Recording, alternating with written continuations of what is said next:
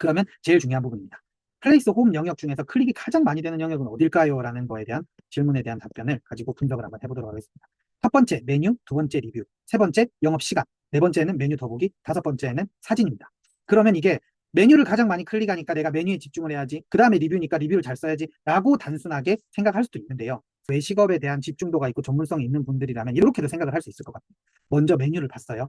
메뉴가 괜찮아. 그 전에 영순위를 보는 게 있습니다. 뭐냐? 첫인상입니다. 들어갔을 때 사진과 메뉴와 쿠폰과 전체적으로 괜찮네? 라는 느낌을 줘야 돼요. 그러고 나서 메뉴를 들어가서 보고 메뉴 가격과 메뉴 사진을 보고 괜찮네? 하고 리뷰를 봅니다. 왜냐? 내가 갈 만한 그런 사람들의 칭찬과 후기가 있는지 보려고. 요즘은 한 단계 발전해서 안 좋은 리뷰를 찾는 사람들이 많습니다. 근데 요거 같은 경우에는 제가 간단하게 팁을 드리면 안 좋은 리뷰라도 오히려 전화위복의 반복으로 쓸 수 있는 게, 매장 자체에 대한 본질에 대한 이런 메뉴에 대한 이런 불만이면 어쩔 수 없지만 뭐 친절하지 않았다, 뭐 예를 들어서 뭐 좀 청결하지 않았다, 뭐 이런 것들은 순간순간 일어나는 사고성의 불만일 수도 있잖아요. 오히려 그런 것들을 영수증 리뷰를 좀 더 사장님이 진심으로 다음부터는 이러지 않겠다, 이러지 않기 위해서 어떻게 하겠다, 불만을 가지셨다면 다음에 오실 때 미리 얘기를 해주셔라, 서비스를 드리겠다, 이런 식으로 해놓으면 그거는 리뷰를 단 사람만 보는 게 아니잖아요. 아까 선순환 구조 봤던 것처럼 리뷰를 찾아보는 사람들, 플레이스에 들어와서 두 번째로 많이 보는 게 리뷰인데 여기 있는 사람들도 사장님이 단 리뷰를 봅니다. 그러니까 똑같은 리뷰 컨트롤 C V 하지 마세요. 그 영수증 리뷰에 맞는 최대한 진심 어린 영수증 리뷰에 대한 내용을 포함한 리뷰를 반드시 달아주기를 부탁드립니다. 메뉴와 리뷰까지 봤으면 그 다음으로는 영업을 하느냐 안 하느냐에 대한 부분인데, 이거는 매력도를 높이고 안 높이고 이런 건 의미가 없고, 왜 세 번째가 영업 시간을 보냐에 대한 부분이에요. 첫인상 괜찮았죠, 메뉴 괜찮았죠, 리뷰 괜찮았으면 그 다음으로 내가 갈 수 있는 시간대 영업을 하는가를 보러, 정보를 보러 오는 거거든요. 그 다음에 더 먹으시 주문할 만한 메뉴가 있는가를 보고 마지막으로 사진을 봅니다. 그러면 사진에서는 원하는 게 맛있는 사진을 원하는 게 아니에요. 어차피 메뉴, 리뷰, 시간, 메뉴 더보기에서 대충 다 봤어. 그러면 여기서 다섯 번째에서, 물론 순서는 아닙니다. 이렇게 생각할 수 있다는 거예요. 여기서 보고 싶어 하는 거는 어떤 거냐면, 음식 사진이 여기 음식 사진이 하나, 둘, 셋, 네 개밖에 없잖아요. 근데 음식 사진과 매장 내부, 외부, 세트 메뉴, 이런 다양한 사진들이 있는 게 보는 사람들한테 훨씬 더 설득력이 높아지는 거예요. 그렇기 때문에 첫 번째, 두 번째, 세 번째, 네 번째, 다섯 번째가 이미 데이터로 네이버 본사에서 여기를 가장 많이 눌러본다고 얘기를 했잖아요. 그죠? 어느 가장 많이 클릭이 되는 영역이 어딜까, 여기를 보여줬죠. 그러면 일단은 여기부터 잡고 가야 되는 거예요. 근데 이걸 어떻게 제대로 잡고 가느냐에 대한 부분을 제가 간단히 실질적인 그 플레이스를 보면서 한번 설명을 드릴게요. 네, 보시면은 이제 산호초라는 오픈한 지 얼마 안 된 매장이에요. 여기는 매장 내부 사진, 그 다음에 음식 사진, 그 다음에 뭐 시그니처 사진, 이런 식으로 보여주고, 인테리어만 봐서도 괜찮네? 라는 느낌을 하고 내려봅니다. 그러면 첫 번째로 뭐를 눌러본다 그랬죠? 물론 이제 들어가서 보이는 쿠폰이나 이런 것들이 있는지 보고 메뉴를 눌러본다 그랬죠. 근데 여기는 셰프 추천, 누적 판매 3만 돌파. 딴 데서는 쓸 수 없는 메뉴명이에요. 이게 되게 중요한 거예요. 딴 데서 똑같이 쓸 수 있는 메뉴명을 쓰면요, 차별점이나 브랜드 아이덴티티나 퀄리티가 좀 떨어져 보여요. 근데 여기는 셰프가 운영하는 곳이네. 그 다음에 누적 판매 3만. 와, 판매가 엄청 많이 됐네. 그 다음에 숙성회라던가 아니면은 세트라던가 이것도 셰프 추천이 있고, 어쨌든 내가 이 가게를 와야 될 이유가 가장 많이 눌러보고 가장 첫 번째로 눌러보는 메뉴 안에서 어느 정도 풀어져 있어야 돼요.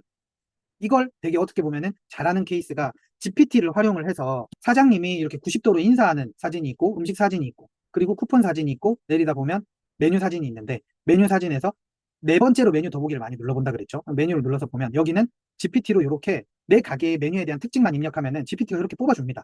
몬스터치 GPT 보세도 메뉴 이름 정하는 GPT도 있거든요. 그래서 이런 걸 가지고 좀 더 임팩트 있는, 이미지적으로 임팩트 있는 메뉴와 그다음에 산과 바다의 조화, 이거는 뭐 육류랑 뭐 해산물이 들어가 있다는 뜻이겠죠. 이런 식으로 우리 가게만이 가지고 있는, 그냥 사진으로 보면 누가 봐도 딴 데서도 파는 탕수육이지만 우리 가게만이 가지고 있는 가장 큰 시그니처에 대한 메뉴 설명을 좀 임팩트 있게, 설득력 있게 풀어놓는 게 되게 중요하다, 이렇게 보시면 될 것 같아요. 그래서 메뉴명도 이렇게 GPT나 AI를 활용을 해서 뽑을 수 있다 보시면 될 것 같고, 그 다음으로 눌러보는 게 뭐라 그랬죠? 네, 리뷰였죠. 그러면 리뷰 들어가서 볼게요. 말씀드렸던 것처럼, 네, 회사 후원들하고 이렇게 왔다고 했어요. 그러면은 여기에 대한 댓글이, 요거는 뭐 올라온 지 얼마 안 돼서 예약 후 바로 이용을 해서 아직 댓글이 안 달렸는데, 요거 같은 경우에는 지나가다가 고등어회를 보고 댓글 달린 거 볼게요. 네, 첫 번째 레슨, 이분이 이름이 윤호야. 첫 번째 레슨이라고 엄청 센스 있게 잘 달았어요. 그러면서 논현동 최고의 미녀 두 분, 이렇게 어떻게 보면은 사장님이 영수증 리뷰를 단 사람 한 명 한 명에 대한 멘트에 대해서 코멘트를 이렇게 정성 들여서 진심을 담아서 해주구나라면서 이 사장님의 특성이나 성격을, 이 매장의 특성이나 성격에 감정이입을 해서 하거든요. 그러다가 좀 더 내가 리뷰를 보고 싶다라고 한다면 요즘 젊은 사람들은 이렇게 홈에서 인스타그램을 들어가서 봅니다.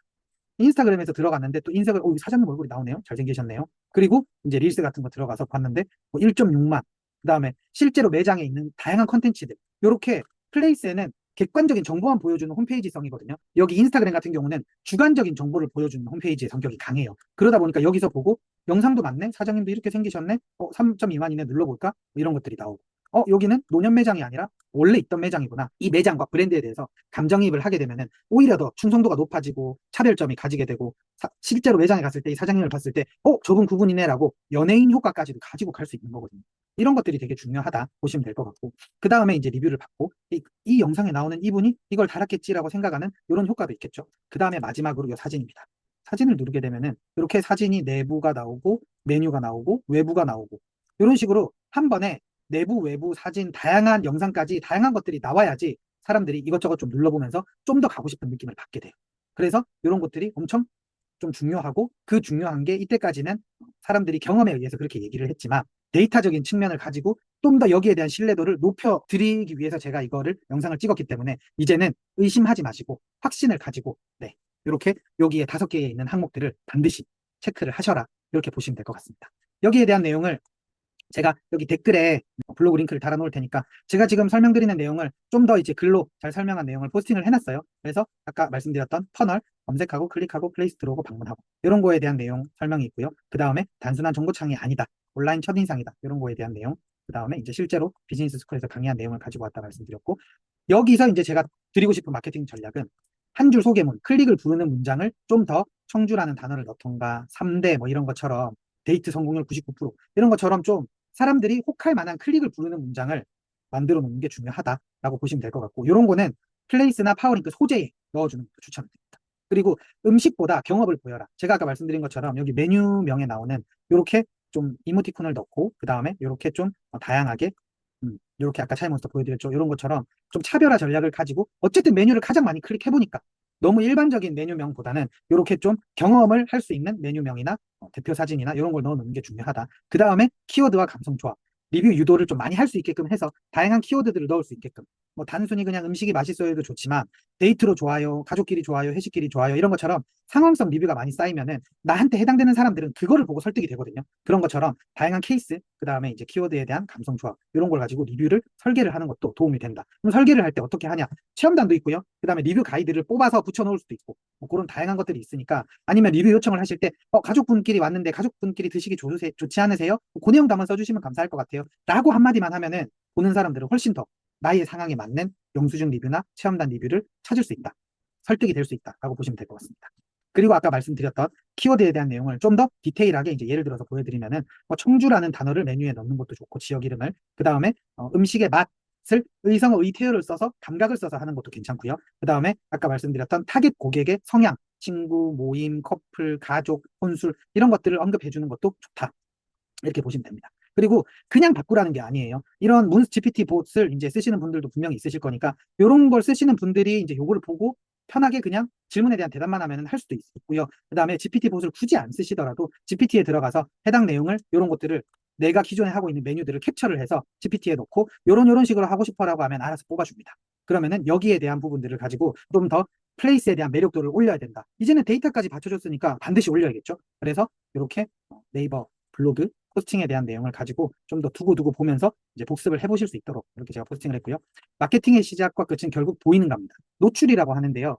노출을 시키는데 파워링크나 플레이스 광고는 돈이 안 들어요. 클릭이 돼야지 돈이 들지. 그러면 최대한 다양한 키워드에서 많이 세팅을 해놓는 게 중요한 거예요. 근데 노출만 중요하냐? 아니에요. 플레이스 들어가서 보이는 노출도 중요한 거예요.